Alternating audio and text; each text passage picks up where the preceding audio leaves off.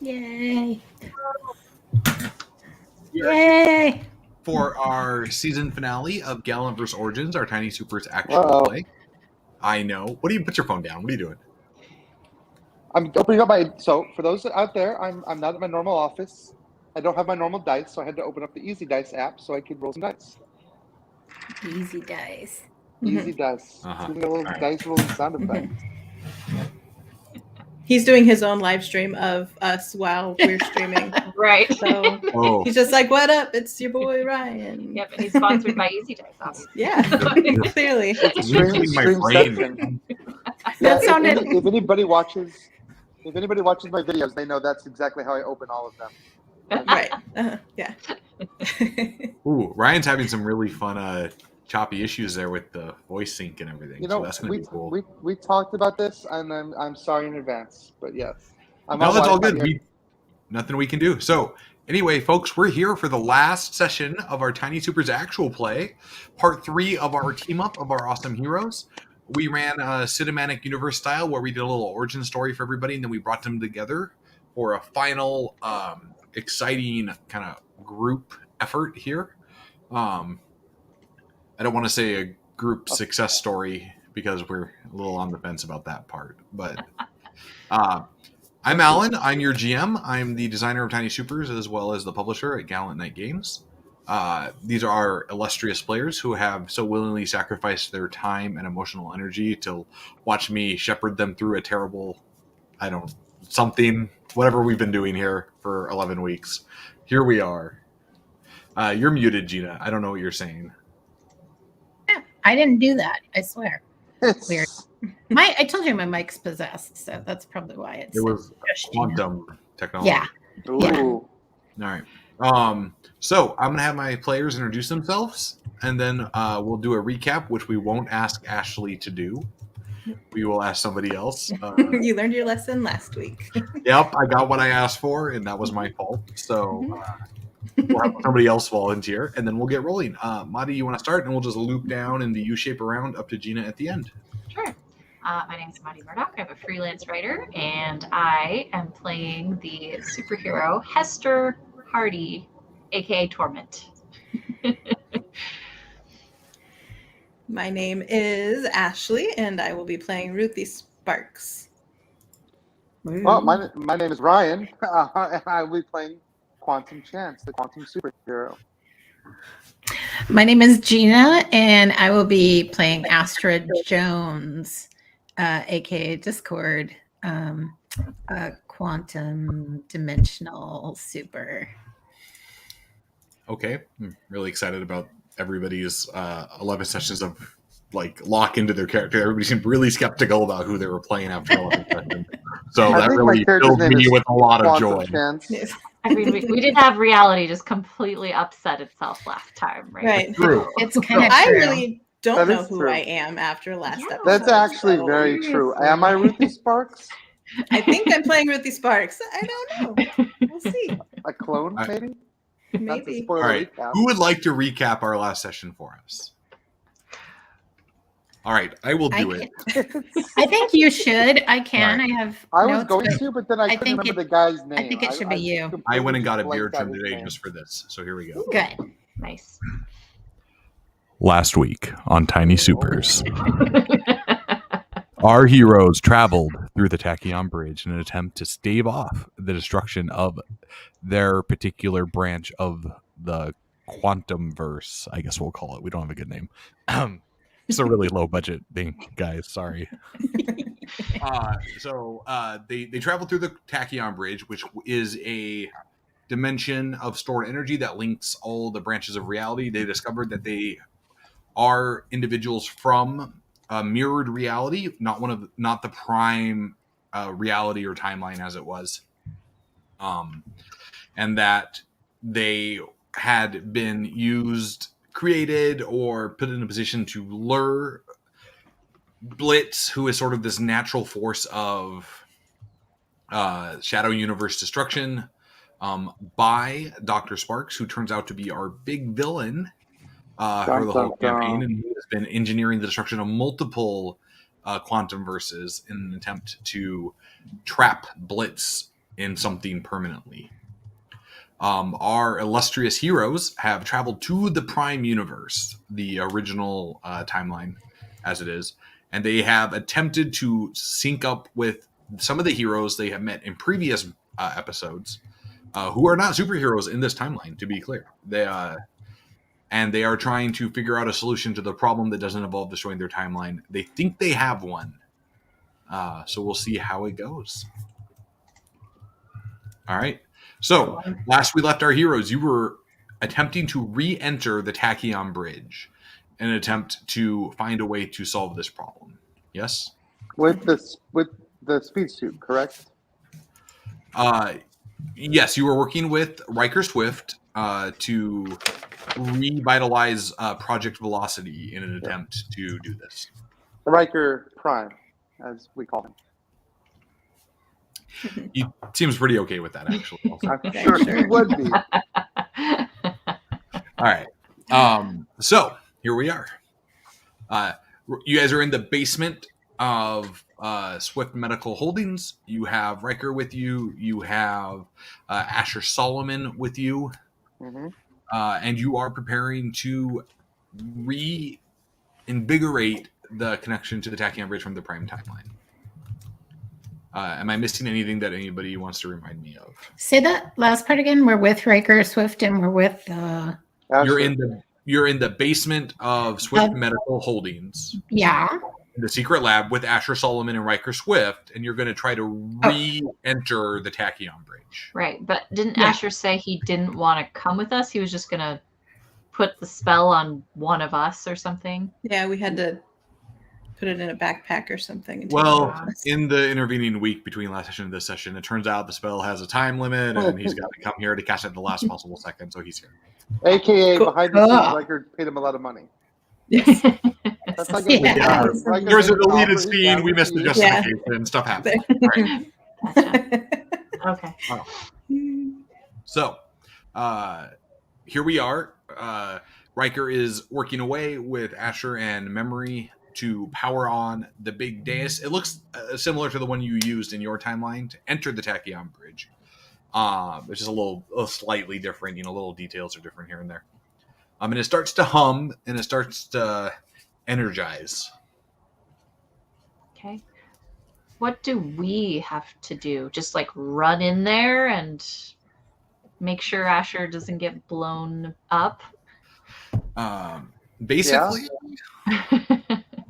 your plan was, if you recall, Dr. Sparks had left some quantum bombs that were designed to sever your reality from all other realities, trapping Blitz in there forever. Right. Mm-hmm. This would also kill everybody there. Destroy it, yeah. Right. And your plan was to stop the bombs as well as basically re-trap Blitz, if I recall correctly. We were going to do the tablecloth. Yeah. Which I still... We had to go. Well, we were going to talk to the curator about what was his name, right? Yeah. Curator. Mm-hmm. So we were going to go speak with the curator about how exactly we could pull that off. So once we got on the Tachyon Bridge, hopefully we can convince him to tell us how to do the. Gotcha. thing. Okay. Right. Yeah, and we even wondered if we could just figure out how to remove Blitz from our reality. Did we really even care about being severed from the Tachyon Bridge? Because, we didn't want to just be a pawn of Prime Planet. Also, if we sever ourselves from the Tachyon Bridge, maybe Decider Doom will stop coming around and messing with us. Oh, that's cute. Wishful thinking, right? Yeah. Maybe it could happen. I mean, at the end of the day, I don't know that, because this is the first time we ever traveled with realities, except for potentially Ruthie Sparks, who was maybe born. I don't really know what happened there. Yeah, I don't either. So. But would being separated from the rest of the realities really be the worst thing that could ever happen to us? If Blitz was outside, that means Blitz can't get back in. None of those evil multidimensional creatures can come in. But we would also be kind of on our own if we ever needed some kind of, multidimensional support. Or would we? Maybe we wouldn't.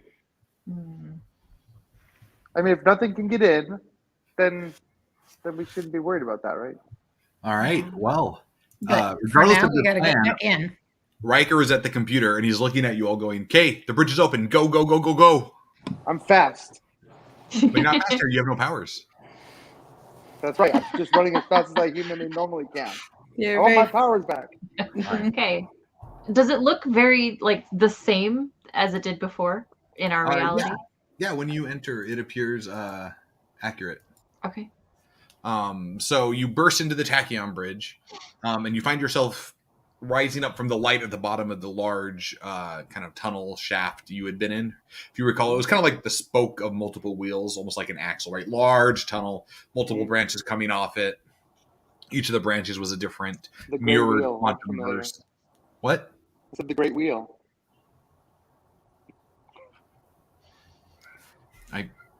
How do I boot you? Yeah, you just had the button set up for me, not right? I might not be able to to come back in once I'm gone. Let's, During the entrance into the tachyon bridge, quantum chance is just vaporized. It's over. Oh no! Wow, that's what we You call find it. yourselves rising up from the light that, if you recall correctly, you went down into the light that led you to the Prime universe. You are rising up from that now in sort of an elevator effect. And you float up towards the top, where you see the curator, our strange, four-armed, cross-legged, sitting, seven-eyed individual, looking at you all. Mm-hmm. We're back. You might recall he only had 6 eyes last time, and now he has 7. So that's a little weird. Oh. You got a little wiser. Did you have an operation? No. Just popped in for a little eye surgery. Well, looks good. You're back. We are. We needed Individuals your help. rarely come back to visit me. Well, we're your friends now. Remember? We said that, you give us information and we'll be your friends and we'll That's come interesting. back to visit you. We'll hang out. Friends are an artificial construct. I'm not used to that. That's true. Most things are an artificial construct, though. That's true. Doesn't mean they're not important. That's true. Yeah. We came back because we needed your help, honestly. Oh. Help is also an artificial construct. It is. It is. Friends help friends. Sure. We would help you. Of course, we would help you if you ever needed it. We would. What do you need? We're trying to pull the rug out from under Blitz. Just a little I think it was a tablecloth. Is this one of those metaphors or analogies? Yeah, just a little. I find the distinction between them all very confusing. They seem very semantic. Right? I agree completely. A parable. I prefer parable. It's all encompassing, one word, easy to understand. Right. I'll be honest. I don't super understand. I know. But I do get the analogy. I didn't want to be rude, but I didn't either. I mean, I understood the concept. This is going to be difficult if you can't explain to me what we're supposed to do. Well, Asher's with us. So Asher, tell the curator your plan. No, Asher didn't come. I thought Asher did come because you said the magic had a time limit. He went to the Medical Holdings to cast the spell. Gotcha. He is not going through the tachyon bridge. Well, we're trying to pull the universe out from underneath Blitz so that Blitz becomes stranded with no universe to be in. That's effectively ambitious. You wish to push her beyond the horizon perimeter? I mean, effectively, that does sound like what? Yes, that's exactly it. We're trying to push Blitz beyond the horizon perimeter. My gosh. I just got it. Yes. That works. That would work. Ruthie, do you know what this is? Me? Yeah. I don't know what anything is right now. I don't know what I am. Okay. Ruthie still has as long as I'm not the only one that's lost. Yeah. Well, the horizon perimeter, wasn't that the thing that the guy was saying was like the backwards guy was saying was like the beginning of time or something like that? I think all of those words were said, but I don't think they were in that order. So, right. Hester has never heard any of those words before. For reiteration, the horizon perimeter is the edge of existence. If you posit that the idea of the Big Bang Theory is how our universe was created, that means all light starts from a singular point, right? Because there's the Big Bang and light starts rushing out. But past that light, past whatever that speed of light is, there is nothingness because the light has not reached it yet. So that barrier is the horizon perimeter. So it's ever expanding. But the way the quantum verse works here is those horizon perimeters eventually bump up against each other because they expand. They start to fill the void, right?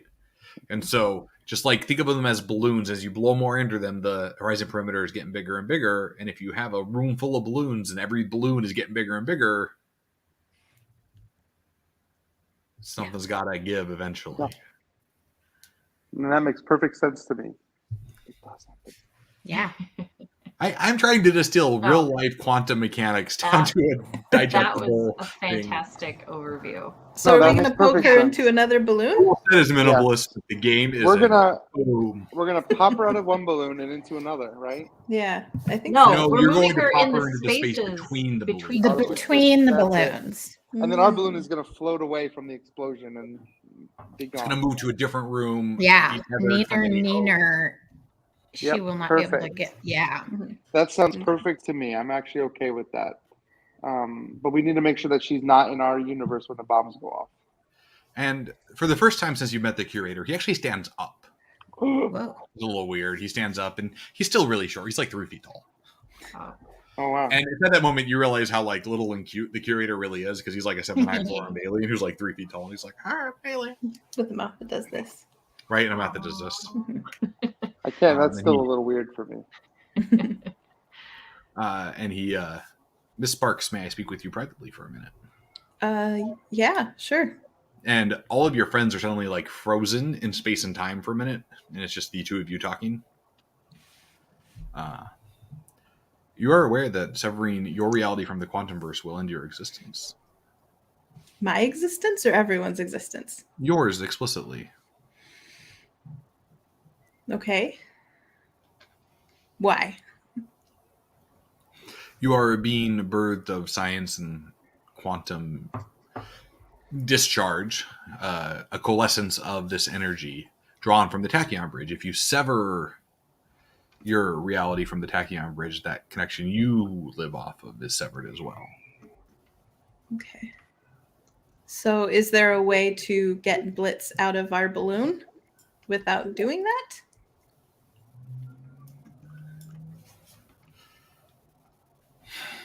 My ability to intercede in this matter is tied and somewhat hindered by the laws of reality. And I wish you to understand, well, you might perceive the laws of reality to be things like gravity or the equal exchange of energy. Those are artificial limitations imposed by the quantum verse upon varying realities and are subject to interpretation. There is an underlying set of universal constant realities that cannot be broken, immutable laws. Okay. So if the way to do it, just blink your top 2 eyes. And if there's not, don't blink any of them. He blinks his top 7th eye. Dang it. That's not what I said. What does that mean? I understand your desire. You must realize that the death of one of the mirrored universes is part of the natural order. If you stave off Blitz, your universe might survive for several millennia, a blink in the eye of the tachyon bridge. It will eventually end. Okay. Well, and when it does end, you will end with it. So I'm going to be alive for millennia, potentially? Yes, that is the fate of an artificial being. Artificial? What? You okay. Constructed by tachyon. You're aware that your mother created you, yes? Barely. I just found this out, so this is all very new to me. Have you seen that movie your people like, Weird Science? No, I'm not that old. I look this old, but I'm like 7. So, no. You were made by the universal quantum equivalent of a computer. You are, in effect, a constructed hologram. I'm a computer baby? Hard light weight. You are complicated. Mm-hmm. I should have not taken a drink when Ashley said, I'm a computer baby. That was a bad idea. There is an ultimate solution, though I admit I am loath to propose it. Mm-hmm. There's a little 3'7" 4-armed alien with a sideways mouth is like pacing around like it's really serious and It's very serious. I am taking him very seriously and looking down at him very seriously.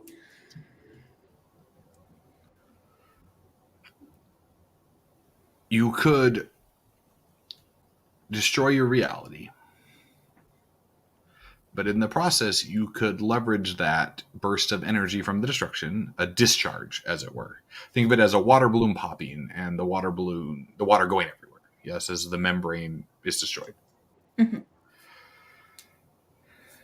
If you were to pop all the water balloons at once, you would create a new source of water comprised of the mingled water from all the water balloons.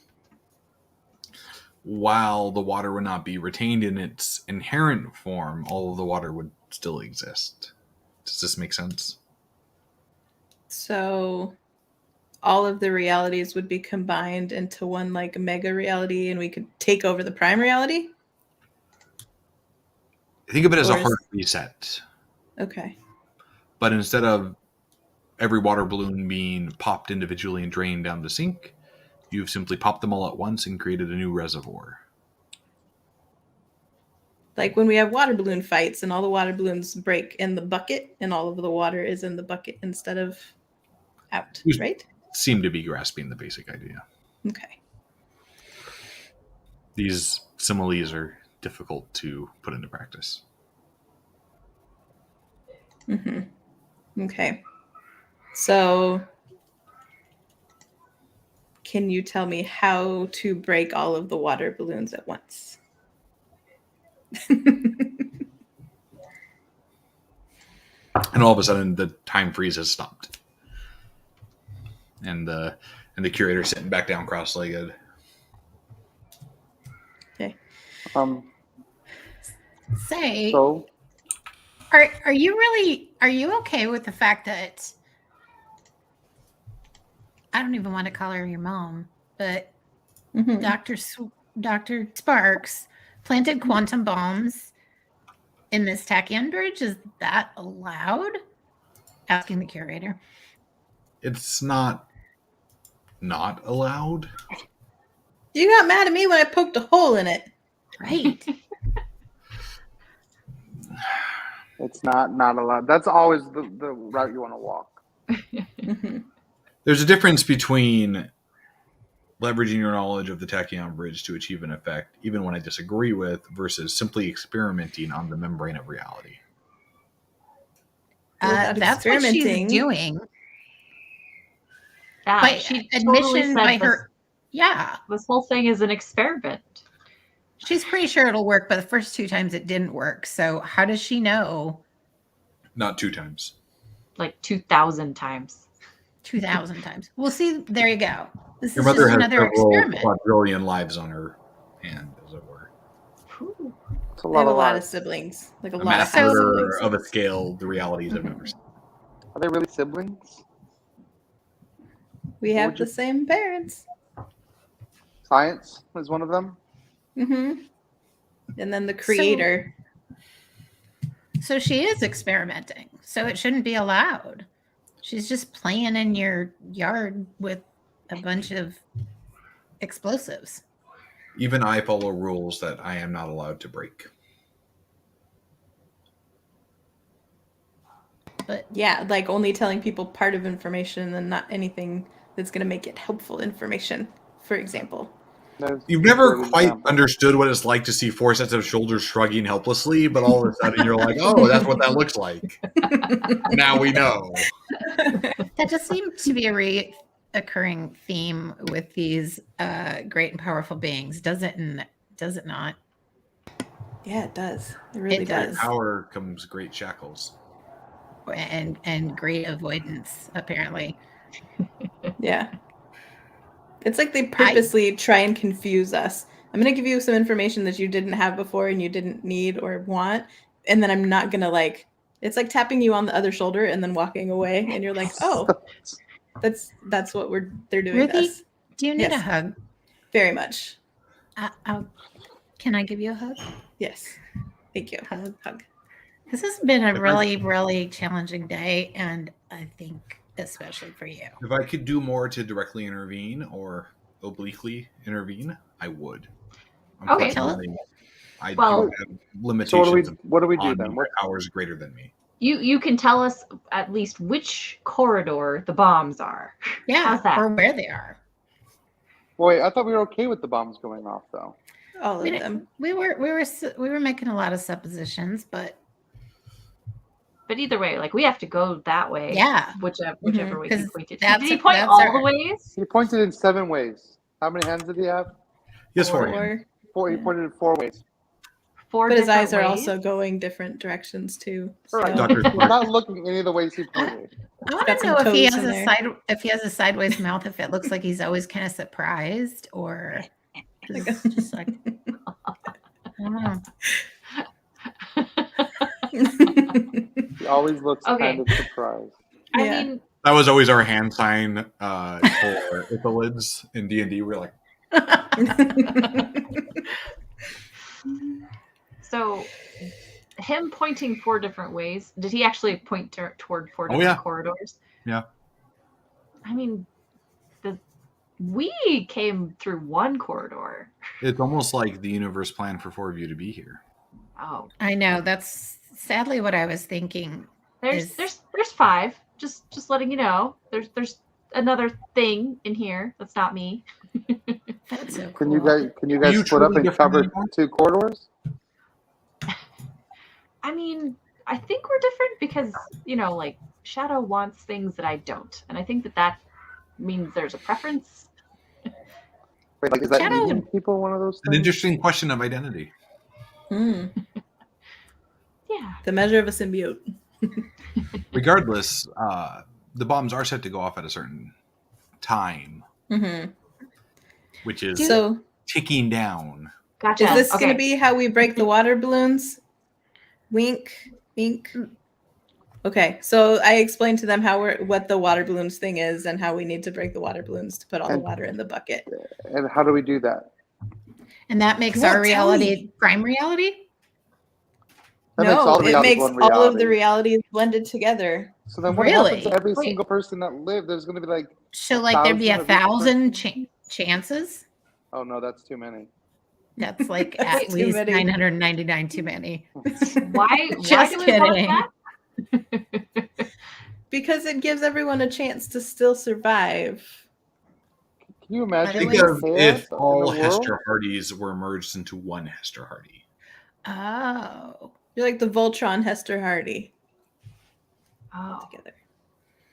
Think of I it got- as a fragmented hard drive getting a reboot that put all the disparate parts back together. how would we? Now we have a third problem. If we need to do that, like, how do we even do that? How do you know that, Ruthie? That's when he asked if he could talk to me, and then you guys froze. That's what he was explaining to me, but then he wouldn't answer any of my questions. Well, So you guys were I I gone know for that like we have to 2 break the water seconds. balloons, but I don't know how to Like do it. It 0 was longer. seconds. Okay, It's longer than okay. So that. in this analogy, what is the water balloon? Our universe is the water balloon? All of the different realities are different water balloons, and they're in the bucket, which is all of everything. And so we have to break all of the different ones so that all the water is in the bucket and all of the reality is mishmashed together. Right? And we're going to do that by setting off all the bombs right now? I don't know about It that. doesn't really stop. He won't tell me. I don't know. Wait, It's almost like heroism requires hard choices. Right. wait. So, So, but if so- we Wait, blow what, up the Hester? bombs, So does, I mean, Dr. Sparks said bombs plural, right? She set Mhm. off lots Yeah. of bombs. Yes. So does that mean like we could just use these bombs to blow up the water balloons? that's what it That's sounds what I like. was But thinking. wouldn't also every version of Blitz be then combined into one awful, terrible? No, there's Voltron only Blitz? one. There's only one Blitz, just How like does there's that- only one me. How does now. that combine them, though, rather than just fragment them? Because that was my understanding of blowing up Yeah, the bridge. Is like- it just separated us? Because It didn't. Think of Last you time we blow up talked the about bridge. mirrors and bagels, right? If we blow up I've the been thinking bridge, about that all week. the Now bridge we're talking about separates water us. balloons. Yes. But if we blow up Well, everything, if we blow up our connection to the bridge, that's different from blowing up the bridge itself. If we blow up the connection to the bridge, we untether ourselves and we float off into oblivion alone. But if we And we blow up don't the want bridge itself, yeah. then everything just pops and all goes into one bucket. So we blow up this, like the that's- axle to Let's do the it. entire tachyon bridge. Let's get the bombs and bring them back here and blow the whole thing up. Yeah. That's what we're gonna do, curator, unless you tell us that there's a different way to do it. I was getting ready to grab a book and read while you all talked about this. So No, okay. That's what happens. The curator But I could didn't say picture the anything. curator reading like 3 books at once. Yeah. He's got all of his arms and eyes. Different eyes on different books. Yep. Yep. Exactly. Okay, well, that sounds like a plan, and Right. Well, 4 the paths, curator 4 has of us, not said anything about it. So Yeah. 4.5 of us, I guess I should say. Yeah. Okay. Okay. So each of us head down a hallway, and it's like an Easter egg hunt where we have to let me ask get you a all of the question. bombs. Do we have an ability to do like breadcrumbs or somehow tether ourselves to each other? Because it seems like this reality kind of shifts. Like when you tried to run down something or fall down something QC and ended up going up. And I'm a little concerned that we will stray from each other but never find each other again. Well, just meet back here at the center. is that not the essence of friendship? Friendship is magic. No. I can stretch, but not terribly Okay. far. And I can I do mean- quantum tethering, but not that far either. So I think we just It's almost like you'll have to trust each other We'll as you just go your trust. separate ways. I trust we can get them back there. implicitly. I don't trust the space I'm in. Well, this space has But- done nothing but give us doors. So I think we'll be just It's like this Okay. is a metaphor for real life. get to the end of your What's going tunnel and on? then get back. I didn't hear anything anyone said. Sorry. Okay. So we're just forging ahead. Yeah. I think Grab your so. bomb, bring it back here. Let's All right, do we're going to that. start with Quantum Chance. So Quantum Okay. Chance heads down their tunnel, as fast as I can. and you skid to a stop in front of this ticking, and it's almost a comically looking cartoon, like TNT looking bomb with a big dial Wow. in the middle ticking down. This very clearly looks like a bomb. Yeah, you're like, wow, this is spot on. This is, This was way easier Really? than I thought it was going to be, Yeah. honestly. and you're looking at it, you're like, oh, I got this. This is a bomb. I How do. hard can I this do be, have right? it. I'm going to grab it And- and take it back. All of a sudden, there's another version of you standing there, I mean, except this version is female. Ooh. it's not Blitz. No, it's you're like, Okay. that's me. I know that's me, but that's female me. That's other me. Hi, other me. What is this? What's happening here? I assumed you knew because I was here. Hi, no. Where did you come from? It's some sort of quantum anomaly, obviously. No, but like, where were you before you got here? Oh, I was at the college. We were doing some experiments, and I hit a big red button. Yeah, that's Checks out. that's not anything I would ever do. Okay. This is a wildly different version of me. Yeah. Welcome to the quantum realm. This is a realm Cool. where this is where we exist. But right now, actually, I can't really explain it to you. But if you trust yourself, you'll trust me, because we're gonna blow the quantum realm up. It's just like a big thing. So That seems bad. yeah, it's not bad. It's actually good. It's actually really good. It's either Like something blow up. a villain would say. It does. You're right. And my first thought too, every time I see somebody, is that they're probably a supervillain. So I'm glad that we are on the same wavelength there. But I am you, and you're me, and neither one of us are villains, as far as I know. So, So- like, you're me, but from a different reality.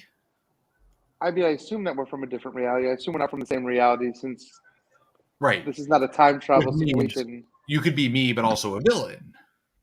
'Cause if Possible. you're me as a dude, you could be me as a villain. That's true, and statistically more likely to be a villain. That is correct. So down with the patriarchy. That like the Yeah. next step here. I mean, I don't disagree with you. That's actually kind of why we're blowing up this whole quantum realm. Mm-hmm. It's actually part of the reason we are. I don't want to get into it too much. I feel like I got to stop you from this. You can try, but let me tell you this. This is really going to get you. Because there's this old white dude who likes to come in and tell everyone else what they're allowed to do, and he has decided for us that we have to act a certain way. And none of us like it, so we're sticking it to him. And if that's not the most... Santa? No, not Santa. Well, actually, I mean, kind of. That's a whole long story. And she like quantum slides past you and grabs a bomb and slides down the hallway. All right, I'm going. That's it. All right. We're going to cut to Hester Hardy. Okay. So Hester Hardy and Torment are moving down their hallway, and they get to something that looks like a bomb. Unlike the weird cartoonish TNT bomb, this one is a sleek, kind of near-future secret agent-looking bomb. Oh. Like a holographic display, and it's all kind of near-tech stuff. And standing in front of it with a rifle guarding it is your former partner. Kyle? Yeah. Hey, Kyle. Don't shoot that. Wasn't gonna. I gotta guard it. Oh, cool. What are you guarding it from? I was told you were coming to destroy it. Oh, I'm not. I'm just here to move it. Still against orders? Whose orders? Commands. Since when do we listen to command, Kyle? Come on. All the time. That's literally our job. I know, but, sometimes we decide not to do that. No, we never do. Yeah, we do. Remember? Like, all the time? Also, like, you're supposed to be dead. In what world? Come on. Mine. I shot you when you went rogue. Oh. You got infested by some alien on the station, and you begged me to do it, and so I put two in the back of your head. Oh. Nice. Yeah, I guess nice I is might the word have. my therapist used to describe it for months as I was in therapy. Nice was the right word. Well, I was just saying, like, that would have been a really interesting option. It just never occurred to me. But I guess it makes sense that I might have. Because, I mean, this whole, like, symbiote thing is really You're confusing. supposed to be dead. Why are you here? And do why you are know you spilling the bomb? where here is? I was told it's some sort of, like, science fiction reality thing we're trying to separate because they're invading our reality, so we're blowing it up. Right. I mean, that's exactly right, which is why I'm not dead. Right, so the bomb's science staying fiction here. Reality. Why? You'll die too if it goes off. That's my job as a soldier. Wow, this Kyle's so boring. This is from the boring. Kyle, come on. You used to be fun.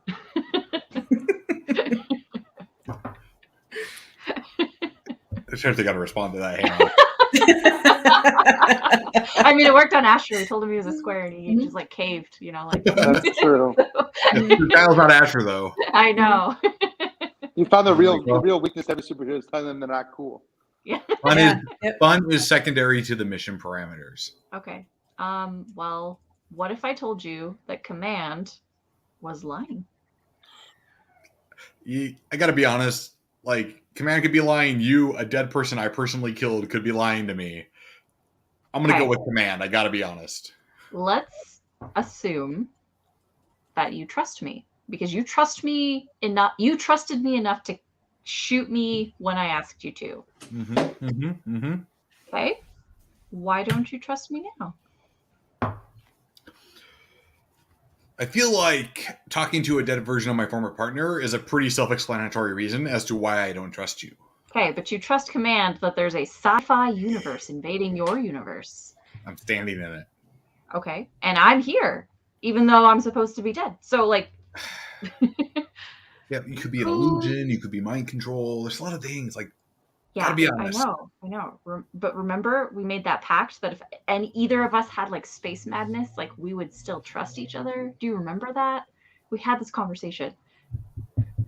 Like, in every iteration of our relationship, we had to have had this conversation. We're gonna cut from you. That's okay. true. We're gonna go to Discord. Discord. All right. So you rush, and the bomb, unlike the other ones, is like this glittering set of motes just floating in the air, and they form a countdown as they float around. Wow. Ooh, that's And kind of pretty. you're also standing in front of it. Oh. But like, whereas you are sort of this neo-industrial grind goth version, this is like bubblegum pop version of you. Cute. I know. I don't know what that looks like. What is bubblegum pop version of Discord? I think probably closer to the description of my character than you would think, but this one is I think she's got to have pink hair. So she's got pink hair, and it's totally like the I don't know, like the Lolita anime, like so it's the anime version of you, basically. Yeah, with the little frilly, like cute dress and the knee-high stockings and the Mary Jane platform Mary Janes and yeah. Hi. Hey, hi, Astra. Hi. Wow, I didn't even manifest you, but you're right here. Yeah. Crazy. Wow, I could use your help. I super love the tights. Oh, thank you. Very daring choice. Right? Yeah, it just like came to me. No. Had to have them. Got to do it. Right? I like your whole thing. Everything you're doing, right? I'm so glad you're here. You can help me. I kind of need this, and I need to bring this to my friends. Totally get that, and I'm on like the same page and everything, wavelength sisters, but like can't let you have it. Oh, but why? Oh, so this being came to me and was like, I need you to guard reality, you gotta guard the bomb so we can and like evil reality is gonna throw like doppelgangers at you. I've killed like 8 of me already. It's been a really long day. So like not personal, but can't have the bomb. I am so sorry. You have been lied to. You get over it after like the 5th one. That's not true though. That's what you're doing is right. Actually, I don't know. What did this being look like? Kind of like Santa. Gotta be honest. Big beard, kind of. No. For real. Yeah. It wasn't reindeer though. It was like weird 7-eyed tentacle-headed things. Wow. That's totally not what they tell us where I'm from. Interesting. To be fair, I told myself I'd never wear like those kind of stockings, and yet here you are. Right. So, but you didn't know you looked this good, right? But I still have to tell you, I have to go back to this point that you're being lied to. It's not true. That person is actually, gosh, I don't even know why they're involving them. Has Stell talked to you? Who? Stell. Got nothing. But I did meet this really cute guy who has like a punk band, and he seems like he really has it together. He used to do ska, but then he stopped because he realized how stupid it was. You have to, when this is done, I totally want you to introduce me to him because I got a friend for him to meet. Like that would be so insane. That would be so cool. So like you gotta turn around and go away, or I gotta kill you. No. I totally have to take those with me because my friends are kind of waiting for me, and I'm really, I am sorry, but it's gonna have to be done. And I don't think Stell would approve. And all of a sudden, like these big boxing gloves, like appear in her hands, almost like an anime, like poof, boxing gloves, and she's like, "Wow, impressive!" Right? I've been practicing. That's pretty cool. All right, we're gonna cut to Ruthie. So Ruthie is approaching it, and it looks kind of like a bomb. It looks like what you would expect: wires and various things appended to the wall of this quantum membrane. And you approach. Your mom is standing in front of it.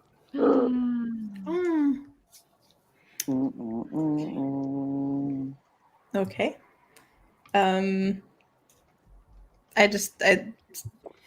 stop and look at her, and I just say, "Well, I'm trying to clean up your mess, so you're going to have to pardon me." Oh, hon, I'm actually not me. I'm a figment of your I want to say imagination. Your subconscious, maybe. Do you have? I have a subconscious? I don't know. I haven't had time to find out. So, I haven't been a very good mom. I'm sorry. Well, no crap there. Yeah. You were doing fine until like an hour ago when I found out what really was going on. So anyway, this doesn't matter. I have something I need to do and you're not real. So whatever. Well, I'm real enough to stop you.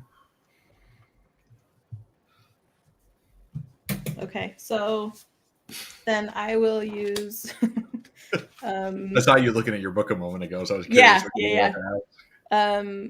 I have tier 3 electricity control, and so I get the tier 2 blast power.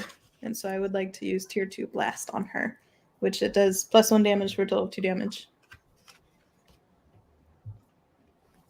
Okay, give me a roll. Okay.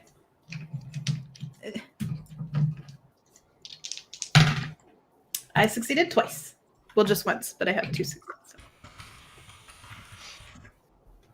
So. All right. So, yeah, so you zap her.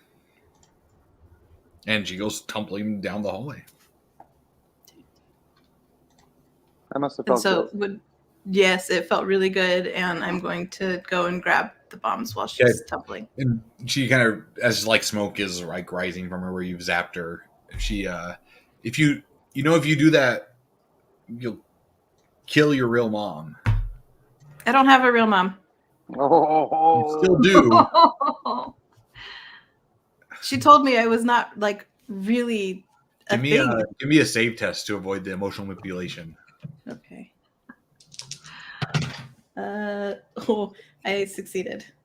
Okay, you're good to go. Yeah. You can kill your real mom. I just all right, emotionally manipulating Ashley. That's what I know. I was like, what is this? This is a really long con, Alan. This is a lot to go through to just mess with me emotionally. Go ahead and kill your real mom. It's fine. Hey, you all signed up for this. You knew what was going to happen. Yeah. You knew it was on the table. I've just never played a roleplay game in my life. I've heard those words. What? Go ahead and kill your real mom. Yeah. That's because you never roleplayed with me. It comes up a lot more than you would think. That's something we can unpack later, Alan.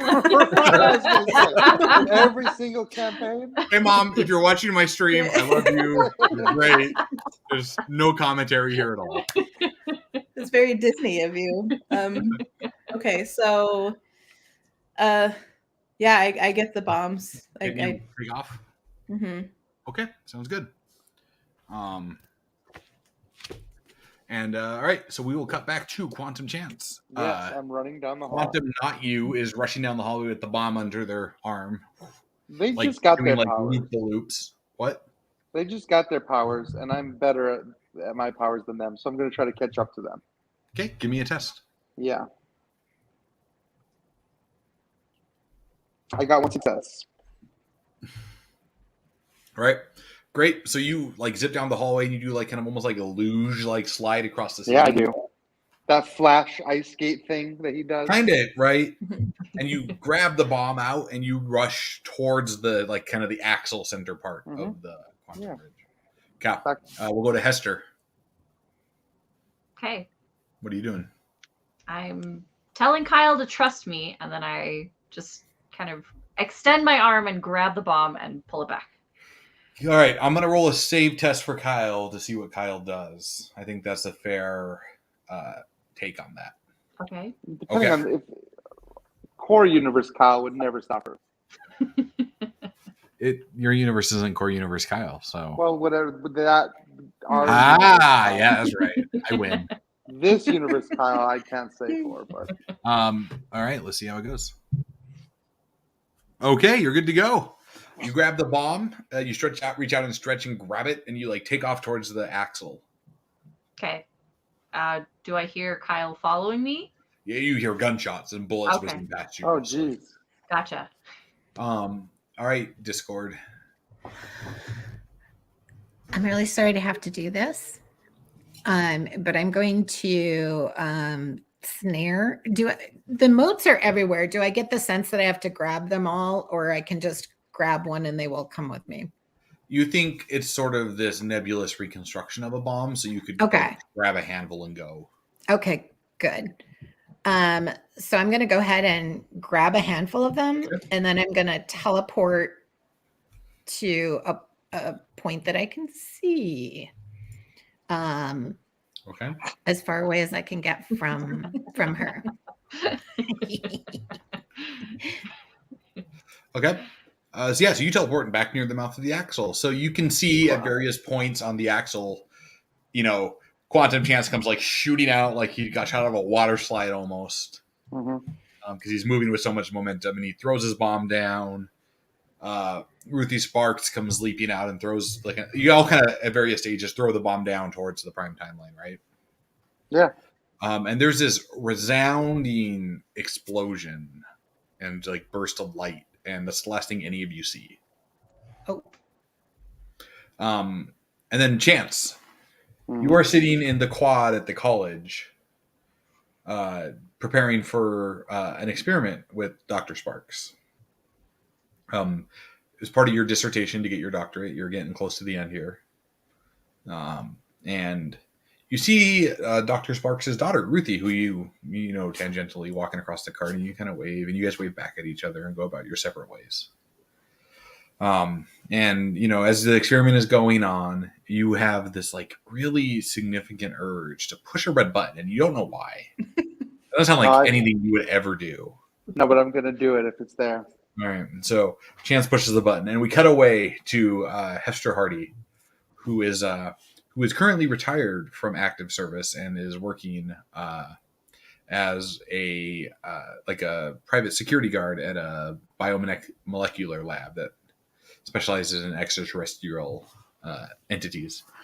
And there's this stuff in a jar in a 0G vacuum tube, and it's constantly looking like it's trying to get out. And something about it just really pulls at Hester's like heartstrings. Like, I should let that out. It looks like it needs to not be in there. And the last thing we see is Hester reaching towards the keypad. And we cut to Ruthie Sparks at home in her apartment, trying to figure out kind of what's going on. Like, this is all very overwhelming. Being an adult away from mom for the first time is difficult. And you finally feel for the first time in your life like a real person doing your own thing, separate from everything else. And the last thing we all see is the three of you converging on a coffee shop. And as you're going to the coffee shop, the camera pans across a newspaper talking about how the superhero Velocity has saved a airliner from crashing. And inside the coffee shop, as you're all don't know each other at all, you've never seen each other before other than, tangentially maybe. There's this mote of light bursting, and as a mote start to coalesce into a humanoid shape.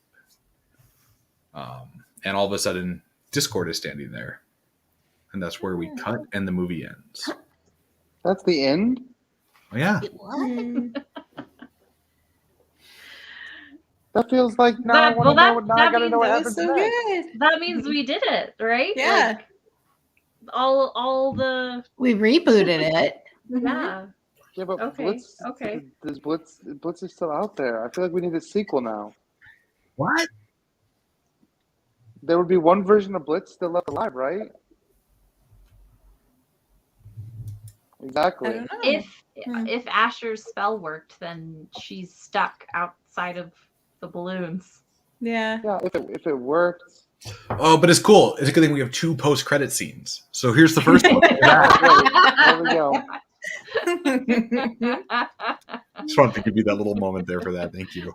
I was like, our first post-credit scenes is a grumpy-looking Blitz sitting on some sort of like asteroid-looking thing, just like spinning through space, looking really cranky about everything.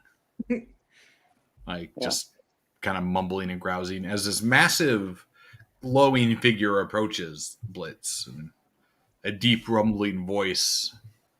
So, it seems you failed. And we cut. And then the next scene is the 4 of you standing in Skyhold, the floating Century Force Prime stronghold. Yay. It's been a couple years since we saw you at the end of the movie, and Century Force Prime has been in full force for 3 or 4 years now. They're calling it the birth of superheroes. Some sort of cosmic burst of quantum radiation created the first superheroes, and nobody knows why or where it came from. It came out of nowhere. But the age of the superhero is upon us, and nobody can explain why. Is Zero Dark Hero there? He is. Yay! Everybody That's you all know I and care love is about. there. And interestingly enough, as you know what, I'm gonna roll a die for this real fast. All right, Chance. You as you're all being inducted as like junior members of Century Force Prime, superheroes in training. You've all received powers through various means or gifts. And Chance, as you kind of look over as Gallant is giving you the big stirring speech, plus also the rules, Asher kind of catches your eye and he kind of gives you a wink and a nod, and we cut there. Well, I want more now. Yeah. Way to go. Yay! That was awesome. I Well, good want job. some. Woohoo! We didn't die. I wasn't really sure if we were going to die or not, but Yeah, I was we thinking did, we but might have also we died, but didn't. I'm like, I know. I was so scared about Ruthie, right? Like, I know. oh my gosh. Yeah, but are we going to find out that this version of Ruthie is just a clone anyway? Or is this like actually a real Ruthie this time? Who knows? So, folks, we're going to take a 5-minute break. We're going to come back at what's 9:35 my time, so 7 minutes from now. So 7-minute break, sorry. After which we'll have a brief Q&A. The cast can ask questions. I'll answer questions. I'll ask questions. We'll kind of talk about the campaign, how it went, what we liked, and you can ask questions, and we'll get over and get going. So, everyone, we'll see you in 7 minutes at 9:35 Central Time, so 7 minutes from now. Cool.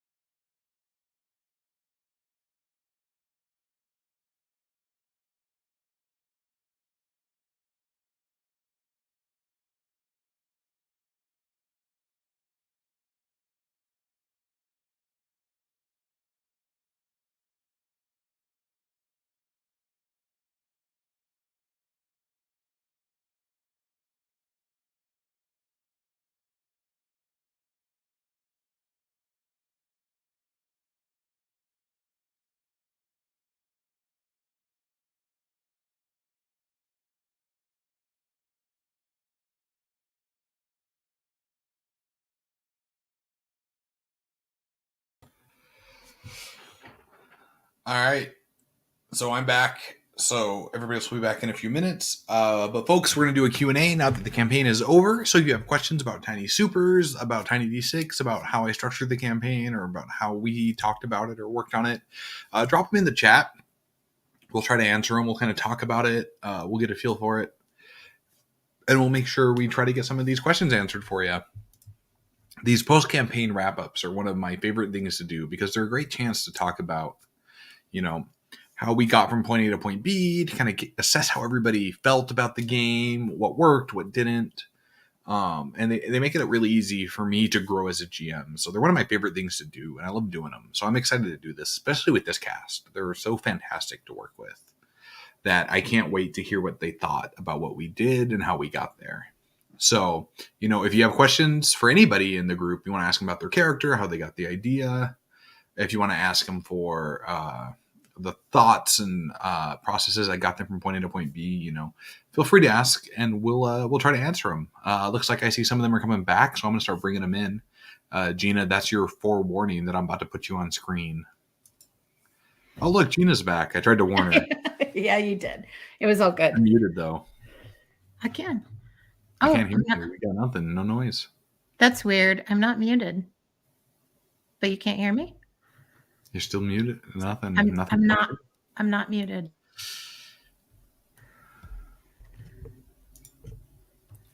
You need me to kick you so you can rejoin and we can see if we can get you back in here. Oh, I'm going to bring... so apparently it's just me who can't hear you. So that's exciting. Paul says he can hear you. I'm going to bring Chance back in. Ryan, go ahead and say something. Hi, everybody. I'm back. Nope, this is a meeting. That's exciting. Try say something now. Some things. Yeah, nope. I had just muted the tab like an idiot. Oh, so nice. Here we are. Awesome. I love it when it's an easy fix. Yes, guy. Yeah, right?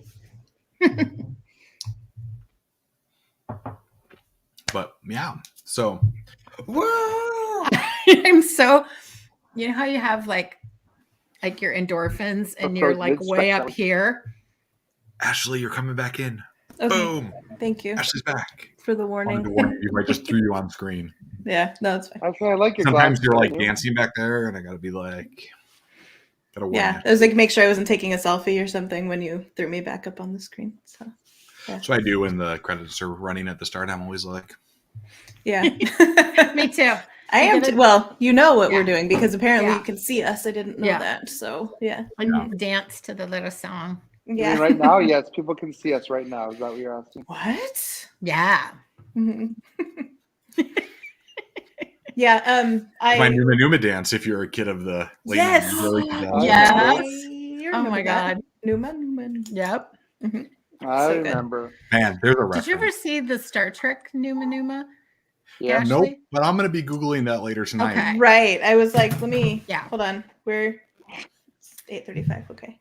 I Yeah. was like, if we Yeah, have we're supposed to be time. back now, so you can't Google it now. Sorry. Yeah. Okay. Oh, I'm going to pull Madi back in here. Boom, and we're all back. Look at that. Yeah. There's everybody.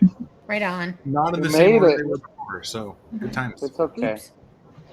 All right, so we're done. Our GALLANTVERSE Origins campaign has finished, and not only was it an origin for you all, but it was literally the origin of the GALLANTVERSE as presented in Tiny Supers. This was arguably a prequel and prelude to the published setting. Exciting. Like 3 versions of the word origin in there. Yeah. That's so cool. Originception. Origins of origin. Yeah. That So was cool. we got some questions. Cool. So I'm going to answer some of those questions first. We'll kind of get into there. But then I'm going to have some questions for all of you. So we're going to go through this. So Michael asks, what level of superheroic play were we using? Michael, we were using the starting character level from the Tiny Supers book, which is an archetype plus 3 traits. Because the powers are relatively narrative, we were able to sort of flex their strength from scene to scene to kind of let us do what we wanted narratively and mechanically. Polywog. Now that I get that, I will never not shake my head at that. Did you not get It that? took you this long? You weren't in my house. Forever. You weren't in my house the day somebody mentioned to me, no, Paul, you get it, Paul E. Wog, right?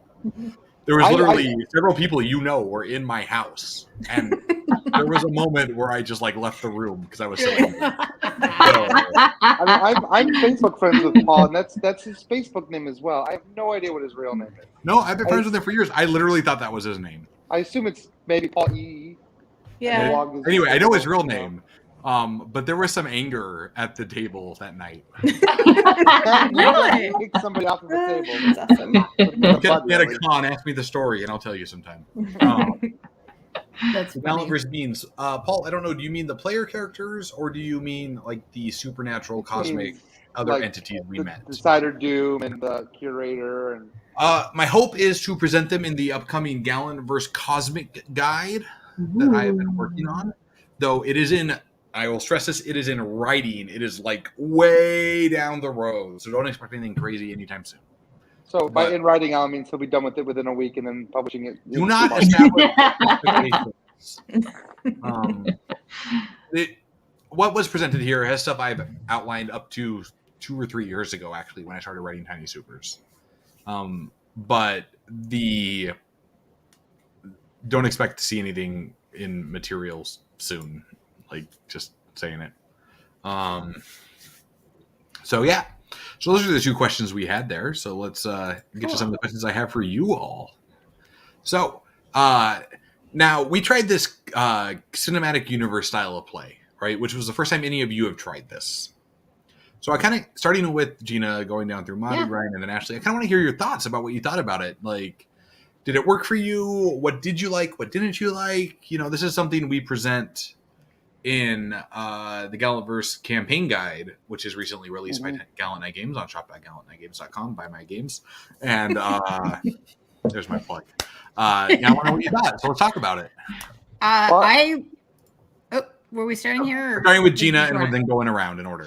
Okay. So Gina, Marty, Ryan, then Ashley. I loved it. I think I mentioned, I don't know if it was character creation or our, we did a Q&A, right, mid, that I had only done something like that once before for a Dragon Age game. And so I really enjoyed like kind of getting to preview my PC and also, you know, just sort of flesh out an origin story for them. So I think my favorite thing is that I really, really liked that. I think if it left me with anything, it would be that then when we got our team up, because it was so fun even to not just play in your own, for me, to not just play in my two story origin story, that arc. I loved all the other characters. It was so fun to play in those games. So I want to keep playing. I guess that's my, which, you know, that's what you want. Like, so that would be my only thing is like, I want to keep playing with Ruthie Sparks and Hester Hardy and Quantum Chance because that's a blast. Marty? I really liked it because I thought it was really fun to play, like, you know, just like the small background characters in the origin story. So it was like you could really appreciate how powerful your superhero was when you actually were the superhero in the story. Because, you know, it's interesting just having that contrast of playing like a backseat character versus like kind of the focus character versus, you know, an ensemble character. And so it was just like a lot of fun in the 12 weeks that we had, because it was just like so many different types of characters and gameplay. And I had a blast with that for sure. I will say one thing that I found a little bit difficult was like really trying to like figure out like, what does my character know? Because like, I know, like it was definitely like hard parsing out like character knowledge versus player knowledge. Cause like I knew all the things because I had witnessed all of the stories. And so that was like hard for me because I was like, oh, does Hester know this? I don't remember. so I just pretended like I was like, yeah, Hester doesn't know anything. We'll just assume Hester knows nothing. Okay, Ryan. So this is actually my second cinematic style universe, just to be clear. And I love this style of play. I was introduced to it. We played a Fate campaign, and so it was great. Yeah, with Brandy, right. And it was, well, we played for 2 years, maybe even a little longer than 2 years with this. I wasn't even in that game, and I know that. That's how good I am. I mean, Randy talks about it a lot. I think it's one of the best campaigns he's ever done, and I think he's very proud of it, and it was a lot of fun. This was like a condensed thing of that, but what this left me feeling was like I got to experience what that cinematic universe play can be like over several years of coming back to these same characters. And it makes me want to do that. It makes me want to see where this would be after 2 years of play, of so many different crossing over stories. And that campaign literally spanned, like, we even went back in time to explore some of the characters we had met, to explore their origins. And the fun thing about this campaign universe play is, like, we could go into another campaign where we play new characters, and, like, you know, maybe in the next Quantum Chance movie, somebody's playing Decider Doom or the Curator. Like, you get to step in the roles of some of these people that you've met in previous games, and you're like, oh, you know, it'd be really fun. Like, I want to be Decider Doom in this campaign. And you can have that kind of fun experience of, like, you know, bringing that character in. And so, yes, I very much would love to come back to this and even do more individual movies or individual stories for each character again. Because, like Marty said, playing those sub characters and knowing they're kind of throwaway, knowing that you don't have to commit to this character for a year. You're committing to this character for 4 weeks or 2 weeks even. It's much easier to just be a goofy, zany character. Ashley? First of all, I will say that my characters that I play for 3 going on 4 years in campaigns are goofy, zany characters. So there's that. So this is, you should know not to just drink anything when I'm talking, Ryan. You should just know that by now. Just don't do it. Just don't even. Yeah, so I loved it. I thought it was really cool. It was like a sampler kind of thing where we got to play different types of characters and all of them, and that was a lot of fun for me. I got to, because I don't play serious characters generally, so I was able to, in like the Hester Hardy, I was the, you know, lawful good alignment if we're using an alignment system, which we don't. I've never done a character like that, so it was kind of fun and to just try something out because it's just going to be for a little bit and I don't have to stick with it. I will say that, like Madi was saying, the not metagaming, like trying to what player knowledge versus character knowledge was a little tricky. See, towards the end there. And that's interesting for me because as a GM, I'm fine with metagaming. I think it actually makes the story better if you can make sort of a genre or trope inspired decision. Yeah. Like, this is what a character in, for example, a horror movie would do. So even though I, the player, know this is bad, I'm going to do it, right? Yeah. And the superhero universe, characters kind of do the superhero, you know? So for me, that level of metagaming is actually a feature, not a bug. Oh, okay. In the cinematic style. I think those guys meant metagaming in a slightly different way, though, because I totally agree with you that, like, you get those really good story beats when you lean into the trope. I thought you guys meant, like, what does Ruthie Sparks know versus the character you played in. Oh, okay. And what I'm saying is, like, if you watch any of the CW shows, like, that's 90% irrelevant.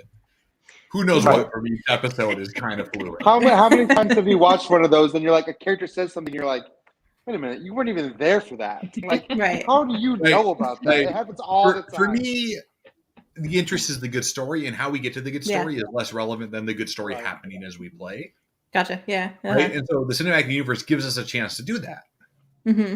Yeah. But I totally get that. And it's sort of a paradigm shift, and it takes a minute to think about it that way. Yes. Yeah. And then the last thing was just getting into that character, you know, because it's like we didn't get to play them for very long. So there's a certain, like, I mean, it'd been 6 sessions since you played Ruthie by the time we started again? Yeah. Right.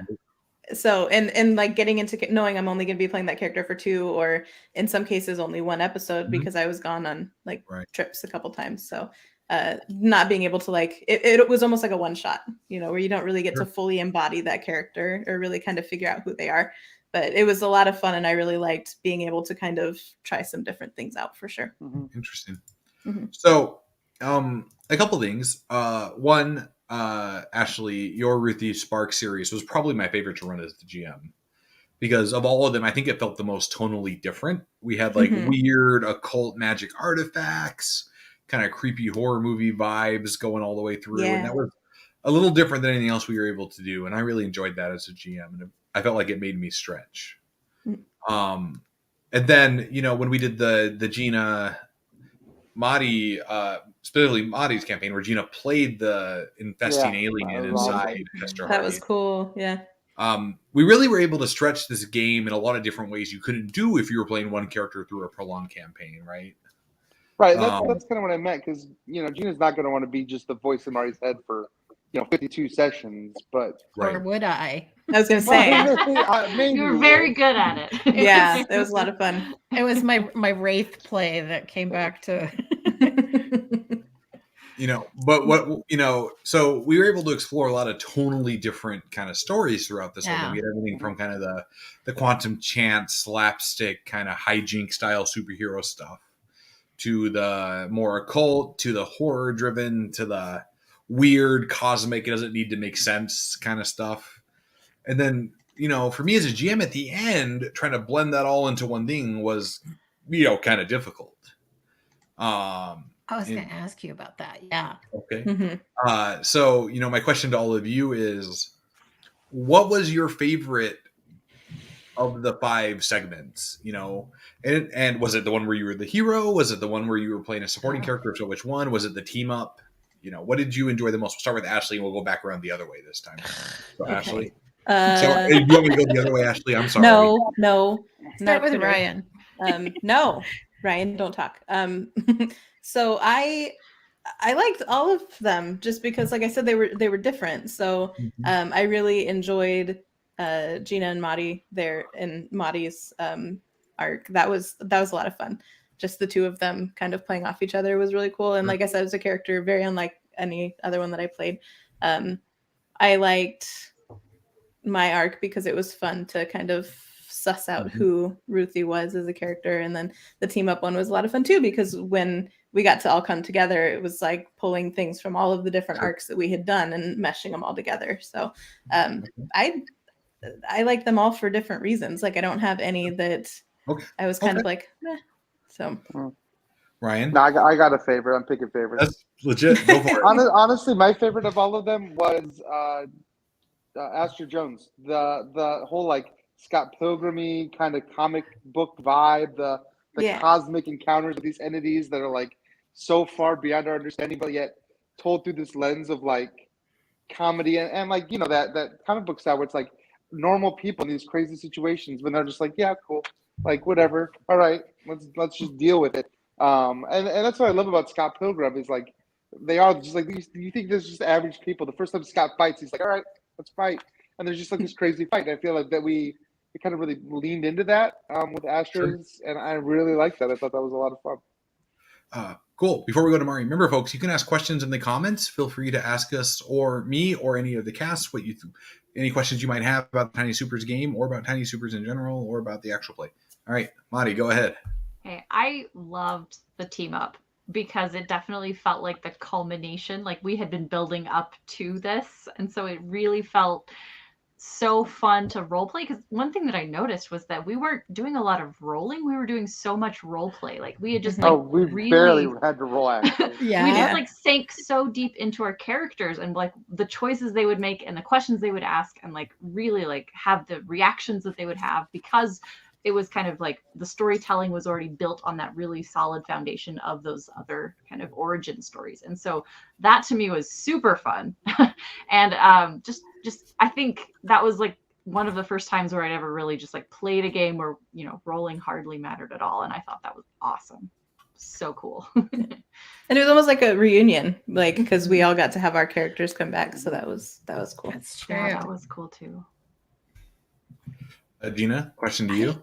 I don't know. I feel like kind of the same as Ashley, where I just enjoyed every story arc we had. I loved playing Shadow with Madi, and I just think we talked about that kind of in our mid-series Q&A about just it felt very collaborative to me too, because we worked on that together, like what her concept of the character was, because I didn't want to just lean in a direction that was not comfortable to her or that she didn't really envision for this, because it was her character, so I had a lot of fun doing that. For the same reason Ryan said, I loved what you came up with for Astra's story. So it wasn't just about that it was, my origin story for my PC. And because I am a huge fan of Scott Pilgrim too. And that was a lot of fun, but I loved the team up and I loved the crazy horror, playing the annoying frenemy of Ruthie Sparks, and yeah, so it's hard because there's just so many good moments, and I mean that. I'm not just being like, No, you're yeah, good. it was good. So Paul Ewog asked a question for the GM. Were there NPCs that you wanted to introduce, but the way the campaign went, they never had their time to shine? Yes. Notably, in Mari's story, I alluded to Project Rain and Project Hierarch. And if you read the Gallantverse campaign guide, the Tiny Supers book with the Gallantverse section, you will notice those two words show up a couple times, and they're a thing. And I didn't get a chance to drag them in more, and I wanted to. But it didn't go that way, and that's okay. I do have a follow-up question, Alan. Yeah, fire away. As far as NPCs go, what was up with the Green Arrow, man? He just like pops in. He's like, I shoot arrows, and then he leaves, and we never see him again. So, I actually have an answer for that. In true cinematic universe fashion, he's an NPC in our next upcoming book. Okay. Okay. It's a prelude of a well-known character in the Gallantverse showing up to get you hyped for the next release. Gotcha. And also, he's the character I'm currently playing in a Tiny Supers campaign. Oh my god, that's awesome. That's awesome. But yeah, there's a whole thing about him. He's a whole thing. That's cool. So, yeah. I will say that, and because you guys had all been talking about this, and I think that the coolest thing, but also the hardest thing coming back to playing Quantum Chance was like stepping into the roles of like somebody that's never met. Sorry, I got this for him. No worries. Wait, Never what? met. I got nothing. I'm out. That's it. I thought you did that. Like it was one of your jokey things. No, he didn't. He just dropped. Dang. Oh. Ooh. So sorry, Ryan. I don't know what happened there. Put another quarter in the machine. I know. The internet machine. Yeah. Michael asked, what are the characters' archetypes? So That's a let's good go down question. that. So we'll start with Gina, and we'll just kind of loop around, and then I'll shape with Ashley. Begin. A trickster archetype, which From the Gallantverse campaign guide. yes, and I had we could talk a little more about later, but yeah, trickster. Madi. Hester Hardy, your Torment was? Torment was... Ooh. Striker?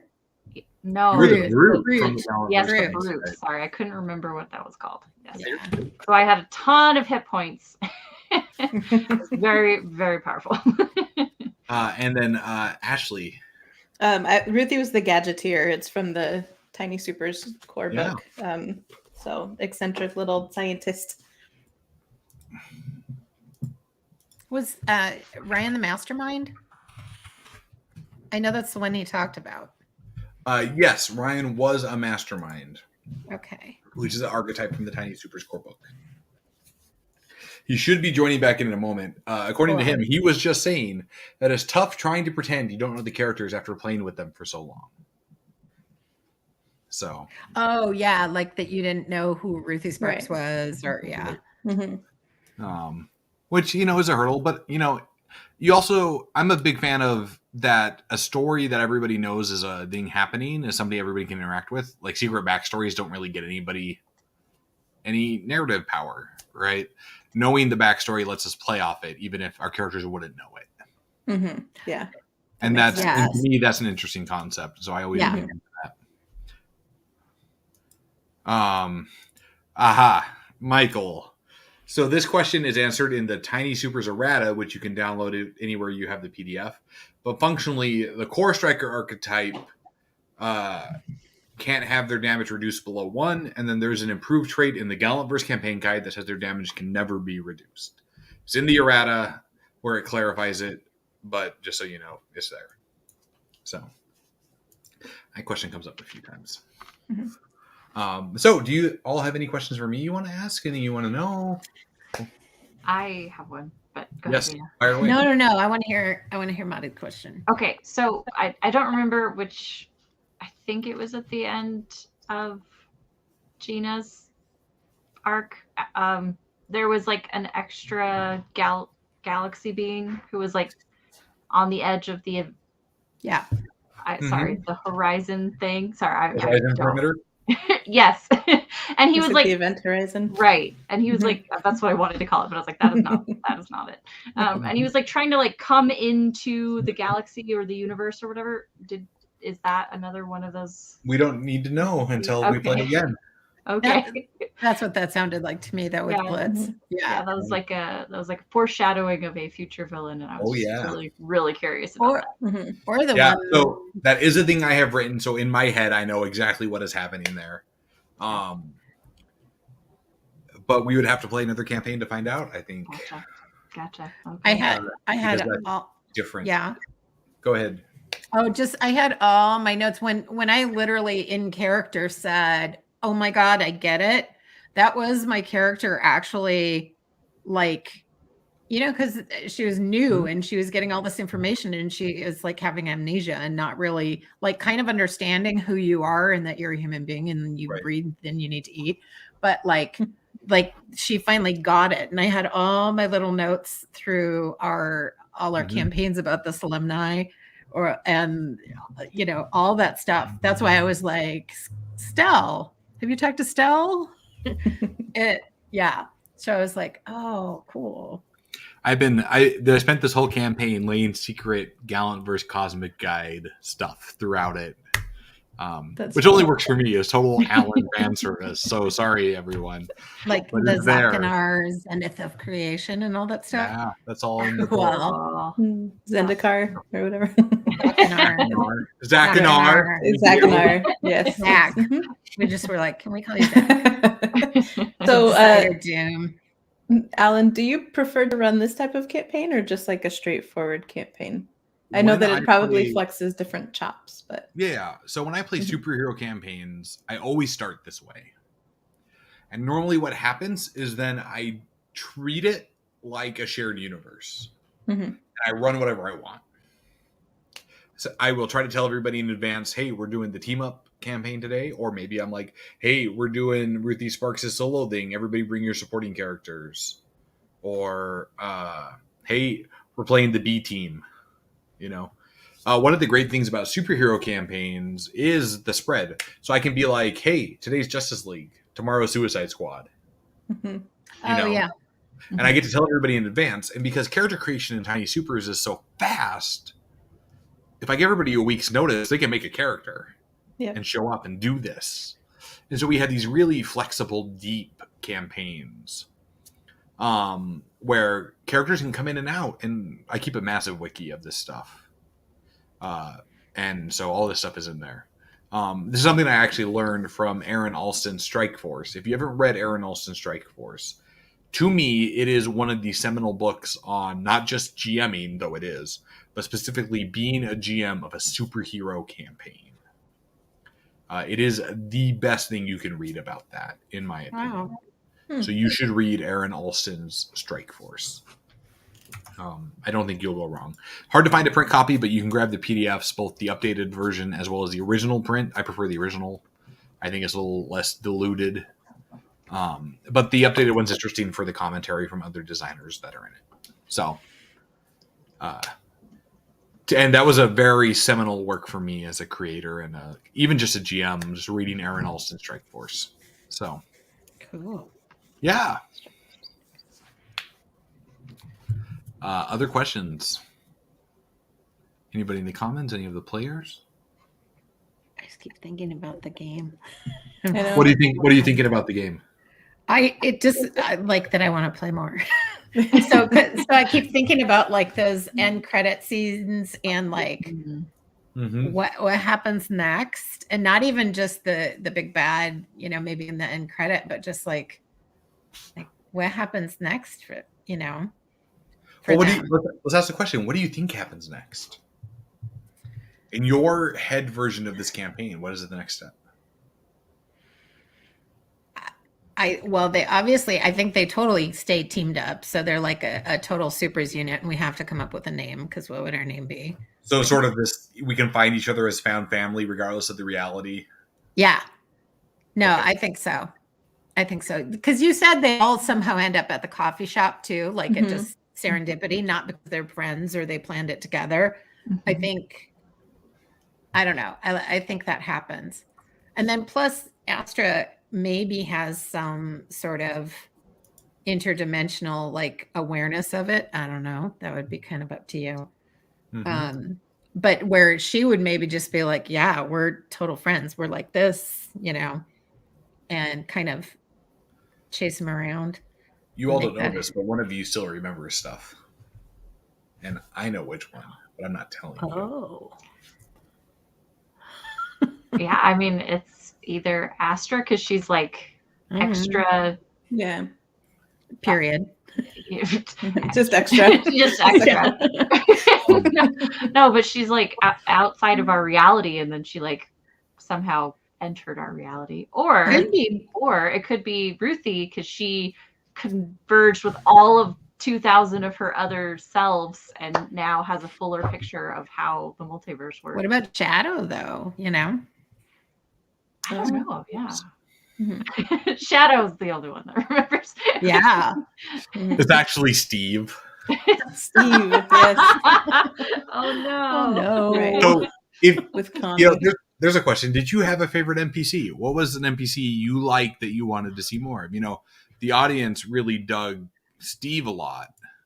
We had a lot of comments about Steve. Yeah. So fun. Steve was fun. But, you know, of the NPCs you met either in your game or somebody else's, what was the ones you liked? Ashley, do you have an opinion? I really liked Steve too.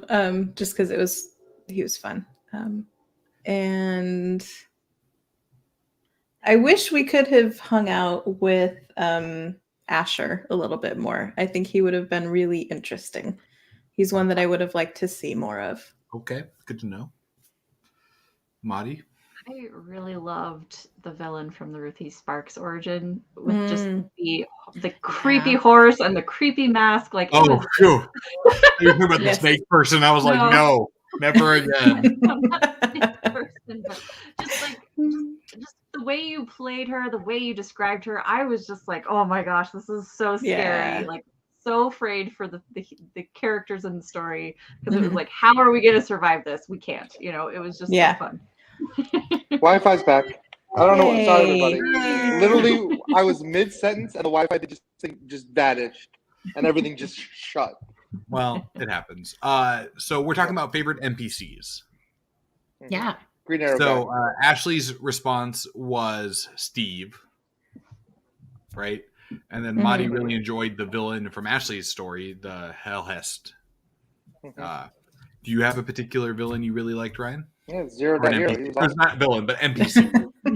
NPC. No, Zero Dot Hero. Zero Dot Hero was chill. Okay. He was helpful. He liked a nice cup of tea. Like, he was awesome.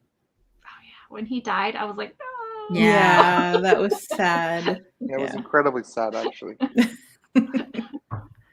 I try to just drive that wrench home right there. Yeah.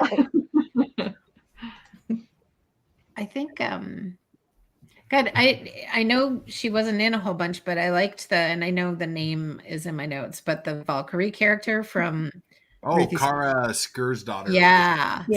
Somebody's daughter. Sigurd's daughter. Yeah. I'm like, there's more to that character. That's a character I want to see more of. Sure. I really liked Ryan's character in Astra's because it totally was like, I don't know. I just thought it hit good beats on that Scott Pilgrim sort of. It was a fun character. Drum. Yeah. Sure. And there was one more I was thinking of, but I also liked Asher a lot. Was it Scruff the Cosmic Dog? That was like the dog. Oh my God. Yes. It enjoys a good whiskey from time to time. There we go. And thinks about it after my own heart. Dogs like my own dogs. It's kind of all about that dog. Yeah. It's hard not to put a dog in a game and have everybody just love it. So yeah. You know, as far as NPCs go, Asher is one of my favorites to play. He's interesting. He's different. You know, I always like playing Riker. That was the other one. Yeah, Riker's cool. Yeah. Riker is actually my character from the original GALLANTVERSE campaign guide like 15 years ago. Wow. We were playing it back on like Mutants and Masterminds. Like my speedster was Riker. Cool. So he's your number one? Yeah, he's my ride or die. He's your number. How do you not get kicked out of your own stream for that? Did you do the chair maneuver? Because I am in charge of my own stream. I get to do what I want. So it's interesting because all the Century Force Prime characters are based on people I know and I've played games with. Wow. So Riker is my old character. Gallant is based on my wife. If you look at the art, it's literally drawn from a picture of my wife, Erin. Oh, cool. And so all of this, the Gallantverse is really a love letter to all the people I've spent time playing RPGs with in one way or another. That's so cool. That's awesome. And so for me, it was really fun to have you all get to participate in that and be part of that, because now you are part of this tapestry of people I've loved playing games with. And not to get all maudlin or sentimental or whatever, because you people crapped all over it. But I'm kidding. I do really love you. But for me, part of the goal of an RPG is bringing people you love together into one shared experience. And the Gallantverse represents this, for me, a lifelong sort of tapestry of all that woven together over 15, 20 years. And so now you four are the latest threads in that tapestry of the Gallantverse that has been going on for quite a while.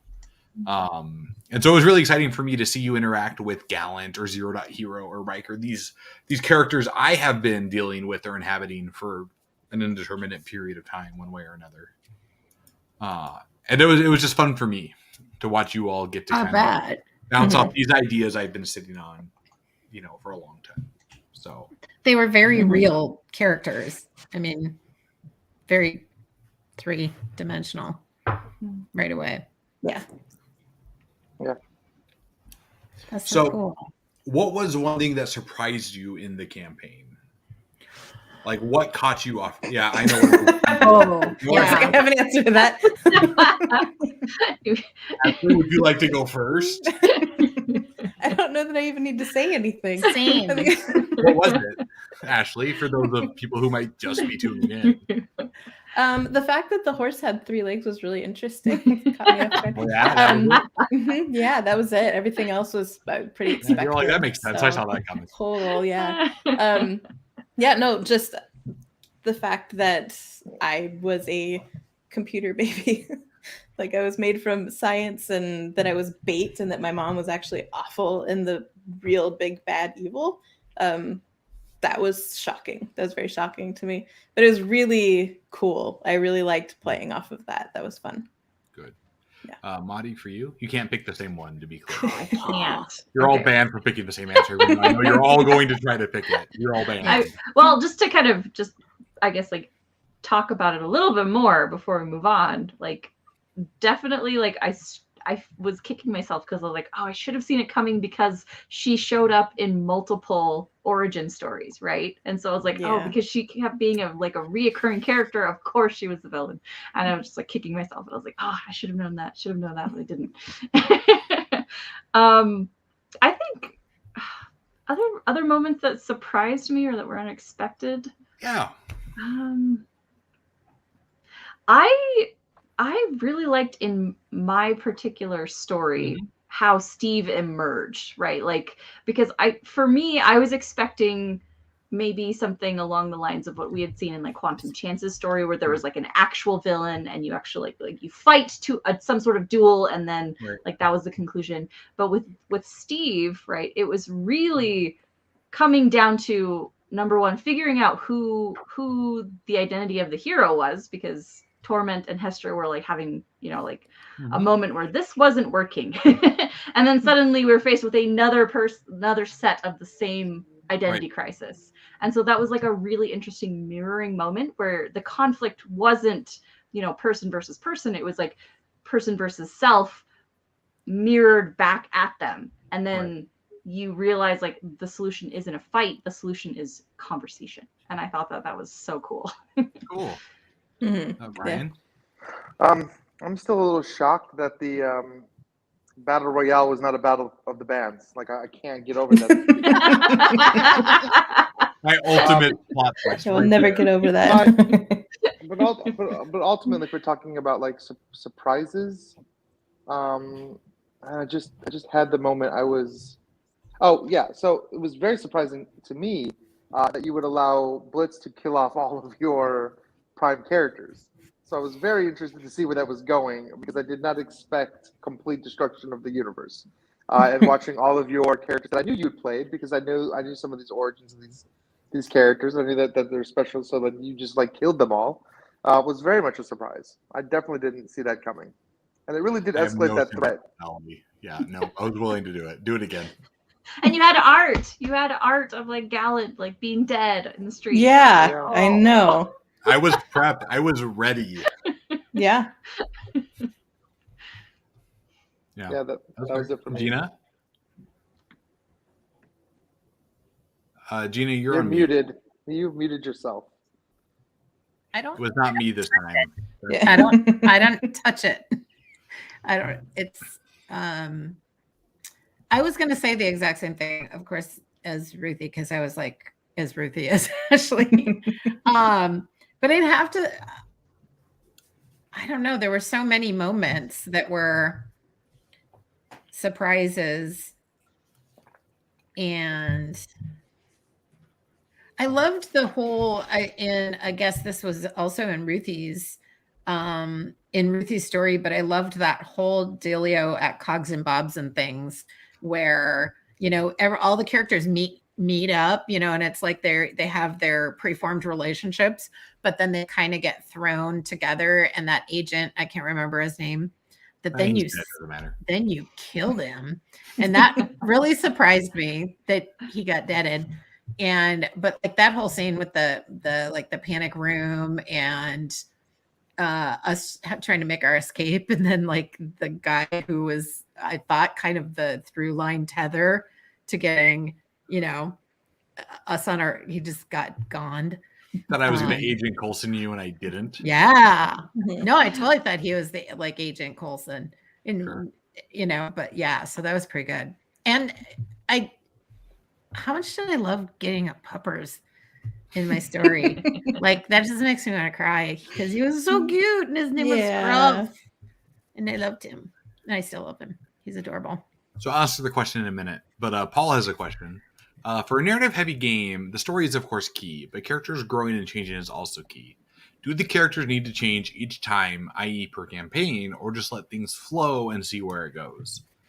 Oh, that is a good question. And so as a GM, I will take the answer for that. I have been blessed in this particular campaign with a group of excellent players who are willing to deal on the fly with the crazy fastballs I throw at them. Not you, Ryan, everybody else. Excellent players and Ryan. Excellent players, and also I have Ryan saddled with. I'm here. No, by choice. These folks knew very little of what I was going to throw at them this whole campaign. You know, I did not warn them. I did not tell them when I was going to cut to extra scenes at the end or when campaigns would end or what actions were. They were reacting to things in real time, 99% of the time. And they did great. And they took that and ran with their characters. And so because of the quality of these players, I was able to let that reside with them. In a standard campaign, you know, the difference is at your table. You know your players as the GM, and you know what you can get away with and what you can do. There are some players, Mari's husband, who I would not do that with. I love him dearly, but good grief, never would I do that. Because I would end up with like tiki dolls being burned on the mayor's porch. That's the thing that happened in a game where I let him run with his character. That's not what happened. I feel like I'm pretty spot on. We were in a Norwegian setting, and he decided he wanted to set up a carved troll kiosk. That's true. It wasn't a tiki doll. It was a Norwegian troll doll he burned on the mayor's porch. I feel like I've seen that before. Yeah, it was a thing. I know that doll. So when I run cinematic campaigns, I tend to leave it sort of at the pace of the players. In my head, because I had everybody's character sheets based on what they told me, I was looking at their powers when they wanted to do something, and if I felt they should have a higher level version of that power at that moment, I was willing to flex it on their behalf. And my attitude with that is sort of the same as a comic book writer. How strong Spider-Man is can change from one panel in the same issue to another. And with these heroes, I was willing to flex that in service of the story. And Tiny D6 works really well that way because the strong trait doesn't tell you I can lift X pounds. It says make a test. And you can say, okay, based on the narrative in this panel of the comic, your strong is at disadvantage, or your strong is at advantage, or whatever. And so for me as a GM, I was able to say, we're going to kind of just put all the chips down on the table and let it ride and see what happens. And it worked really well. I love that saying, Alan, and I'm sure you know this saying about the argument of who's the strongest superhero. And the answer is depends on who's writing him at the time. And I think that's a brilliant answer to why like superhero powers fluctuate so greatly based on the story that you're trying to tell. Like maybe it's a better story. Your powers does not work so well right now, right? Well, and I'll admit, during each person's individual campaign, I was willing to fudge their powers more than I was in the team up. Because it was their story. It was their chance to be the hero and the central character and the resolution to the conflict as it was unfolding. I was never fudging for Chance. Chance was on his own. He got what he got. It's fine. Marty could have killed me. It almost happened. Yeah, it almost did happen, and I was willing to let it happen, to be clear. I was prepared. I actually have notes with the plan, and the notes are called If Chance Dies. Here's the thing about playing a quantum-based, and I knew this going into Chance, and we talked about it. I was like, playing a character that's so quantum-based, if that character dies, just another version of that character could just pop up. Infinite quantums, like just a different quantum realm. No. Yeah. So, it's a really... There's a lot of ways to run RPGs, and the way I run RPGs, especially superhero RPGs, can oftentimes present a paradigm shift to how a GM often thinks about a game. For me, Gallantverse Origins was a chance to kind of showcase how I approach running a superhero game, which I think is maybe not as unique as I want to believe it is, but is different than the standard approach to GMing a standard RPG campaign. And I think too, Alan, it's a testament. It's a testament to the system. And I'll say, for a lot of rules-light systems, which Tiny D6 is kind of a rules-light system, it gives you that flexibility. You're not tied into, all of this math and all of these roles and all of these like precise, exact outcomes. Like you have the freedom to go with what the story tells you to do. And I think that's a real strength of the system. And that's why in like Memory Alpha, for example, that's why a Tiny Frontiers is perfect for it. Because when you're doing an actual play podcast, too many roles and leaving it to that kind of sucks the fun out of it. So it's a lot more entertaining when you can do something like Tiny Frontiers we use. There are role-playing games and then there are role-playing games. Right. Which role are you using? Right. Yeah. LE or LL? Yes. Oh, that's clever. I never got that, but now I get that. Yeah. We're winding down on time. First, I want to thank my awesome cast and team for being here and playing with me. We persevered through holidays and travels and trips and blah blah blah blah blah. Yep.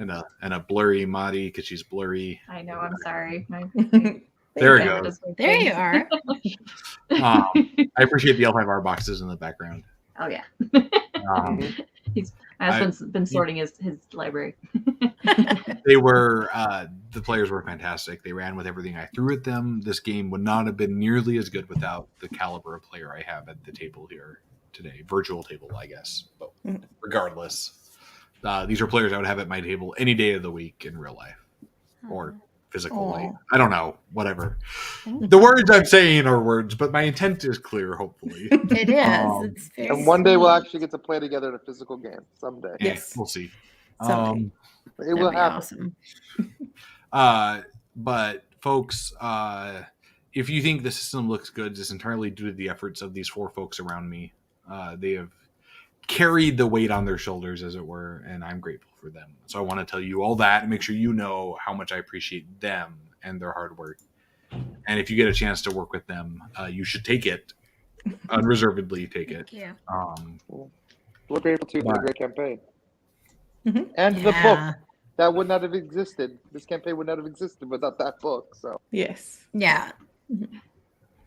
But regardless, this has been Gallantverse Origins. We have ran 11 sessions of a Tiny Supers campaign. Tiny Supers is the award-winning superhero role-playing game designed by me with supporting material by a lot of people who I do not have time to mention, but you should check out the credits list because every one of them are fantastic and you should work with them. I want to thank my players. I want to thank all the people who watched. I want to thank everybody who bought the book, blah, blah, blah, blah, blah. There's a lot of things to go around. I could spend an entire episode thanking people. And I probably should one day, but I'm not going to do it today. what are your Q&A days? Yeah, right. Yeah. But, does anybody have any last questions they want to ask or anything they want to say? Just thanks, I guess, to everybody that's here, everybody that's watching. Yeah. Alan, to you for running it. Couldn't ask for a better crew to run a game with. It was always fun. This highlight of the week for me. Yeah. Seriously. Whew, I love our need a group. better week. Nah. I tell it It would help if I did anything else to compare it to, but You're in a lodge. What are you talking about? I am not. You're living the life of Riley. I did, and you know what? I chose to be here because I wanted to be. Yeah. See? I'm not sure. No, I mean like whatever. you gotta I chose. I'm decided. next. If we play again, we should just all trade off playing Decider Doom in various campaigns. No, if we ever play Tiny Supers again, I might ask one of you to run it, and I'll just play Decider Doom. Oh, that would be a lot There you of go. fun, actually. I have a lot of stories. Will you be space version or Santa version? I'll be Yeah. Santa version. Why would I not be Santa version? I would love to run Space that campaign, Santa. actually. Right? Where Alan plays Santa? Yeah, that'd be fun. That would go down in history. Folks, just so you know, Santa is actually an NPC you can download for $1 on DriveThruRPG for Tiny Supers. Wow. really? Really? Yeah, there's a Tiny Super Santa bio on there, written by What? John Kennedy. And is Santa as a hero for Tiny Supers. That's $1. amazing. It might even be pay what you want. I don't remember. Mhm. There might need to be a holiday one shot, It's almost Maybe. like, right? Mhm. right? It's almost like it's meant to be. Folks, we're going to take a break after this campaign while we get our next stuff together. Some folks have travel, some folks have personal life. We want to give everybody a chance to catch up. This is a lot of work every week to do this. You never realize how much work streaming is until you commit to doing it. Then you're like, oh God, it's so much work. Mhm. So we're going to have a break. We will do a session 0 for our next campaign, after which we will announce it. If you are a Patreon of Gallant Night Games at patreon.com/Gallant Night Games, you'll have access to that session 0, which will be exciting for you, less exciting for the rest of us. But at that moment, you'll know more. So check it out. Go to Patreon. Wait, I have a banner. Hold on. I'm a professional. Banner. Boom. Patreon.com/Gallant Night Games. You can also find Gallant Night Games at Facebook.com/Gallant Night Games or Twitter at Gallant K Games. All the banners Or- ever. www.gallantnightgames.com. Boom. Those are all the banners I made. I'm out. Nice. That's all I got. Mhm. That's it. That's the end. And one hotkey for Punisher. Mhm. Yep. That's all Yeah, I I'm need. gonna have to program in a key for Ryan, it appears. So We'll I see will if I work on can. that. I'll during the stay day. off the puns. We'll see. I was proud of that. You that did great. I was like, You did. I was ready to go. I was like, I got my hand hovering, and you never Just in did. case. I didn't know what I expected. Yeah. Likes to keep you on your Oh. toes. Folks, starting with Gina, we'll rotate around to Ashley. Do you have any final message for the viewers of our Gallantverse Origins campaign? Well, I just Paul posted something on Facebook today, and it just such awesome listeners, and they're invested, and I really appreciate people coming along the ride with us because it's fun enough with the four of y'all. And the shenanigans that Alan puts us through, that's worth it. But it's just lovely bonus having people enjoy it with us. Ryan? Just me. Agreed. Cool, Monty. Ditto. I mean, I don't know how to say anything. I don't know how to agree. I don't know. Maybe you were like, I'm Ryan from Man vs. Meeple. Check out our YouTube channel. I don't know what you were going for there. I don't know. I just, yeah, I mean, Gina said it so well. Like, this has been a great experience. But yes, if you want to find me outside of the role playing, you can find me on Man vs. Meeple on YouTube. But you can also find me here, hopefully for the next campaign, if Alan will ever let me come back.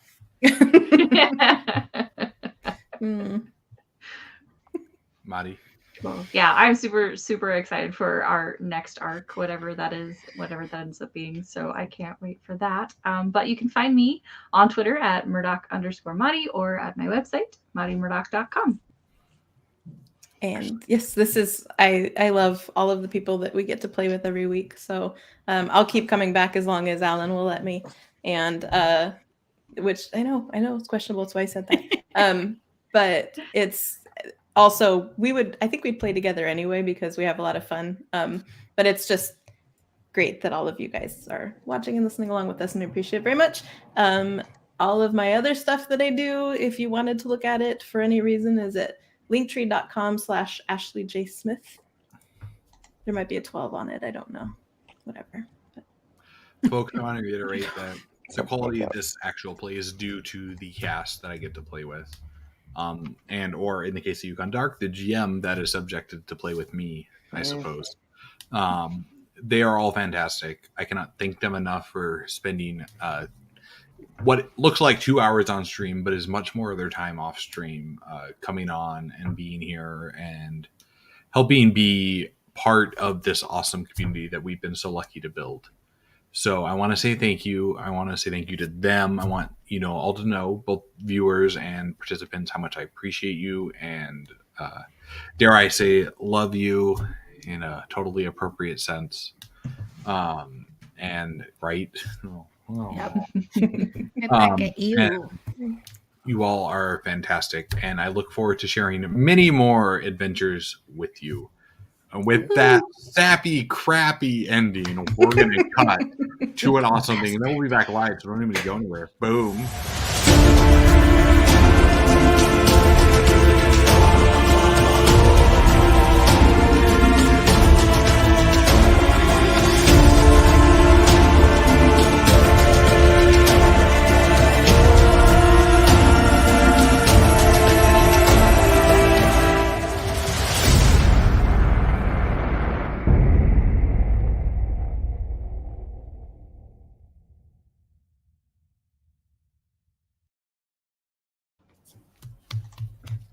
Love that logo. It's so cool. I love it. I know.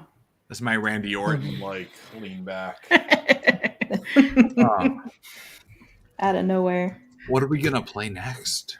We are still live. I don't know. I don't know.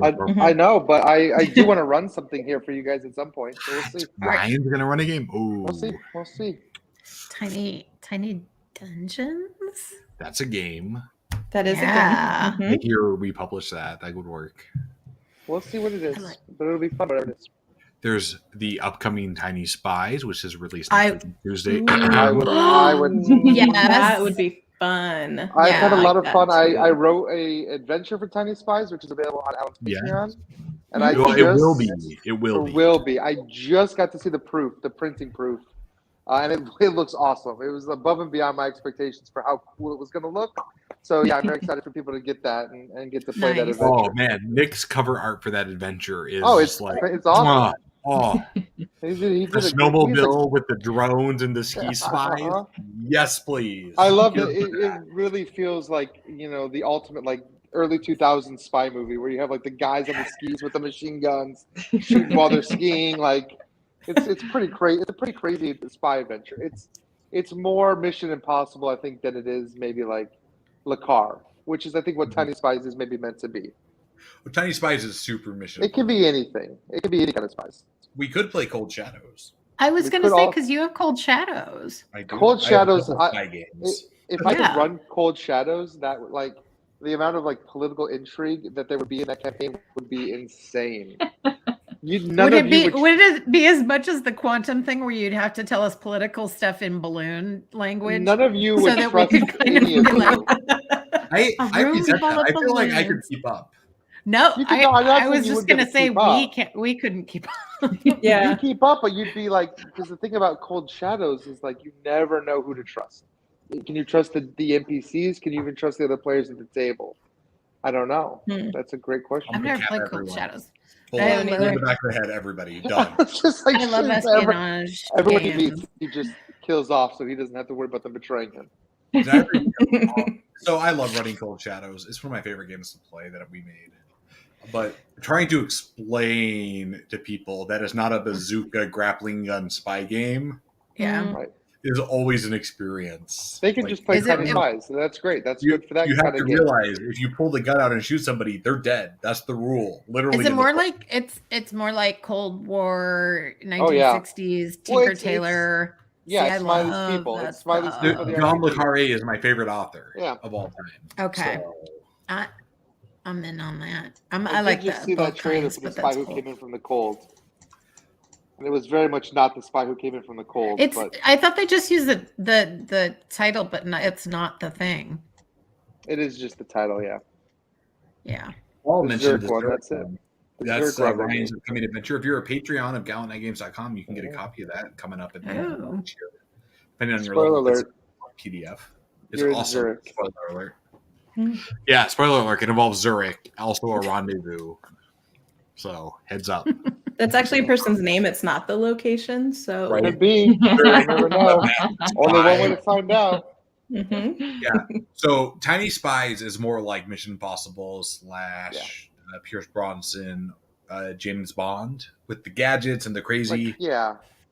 And whereas Cold Shadows is more the le Carré political narrative thrillers. Well, like I would say Bourne Cool. kind of fits in, like that style. Early Born, maybe. Early Yeah. Bourne. Oh, yeah, Okay. yeah. Bourne got a Daniel little Silva, if crazy. you read spy novels, Daniel Silva is a great Mhm. example.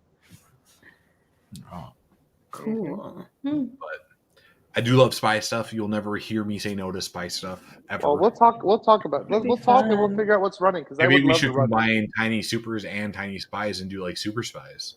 I mean, Ooh. I would gladly play Captain America: The Winter Soldier. The Tiny dungeon spies.